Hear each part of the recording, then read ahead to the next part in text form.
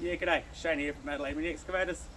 Just another tutorial on how to untie the machine and unload it from the trailer. Alright, first of all we've got 3 straps we've got to undo. Front one here holds the dozer blade down, holds the machine down. Pull the lever there, it pulls that back. Hold it again, give it a click, pull that and that comes loose. All we're doing is taking another fill like that and throw the entire strap over the other side. Next, you've got the strap that holds the 3 buckets down and the jerry can. Pull that. Same thing, they stay on there. Come around the back here.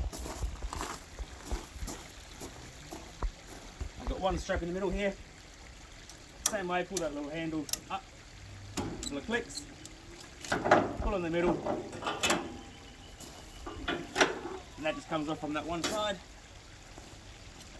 Out from the loop, and you just throw it over there. Got 2 pins holding the ramps up. If I can get them. Grab one down. Same one here. And that's it for undoing the excavator. Now she's ready to drive off. Thank you.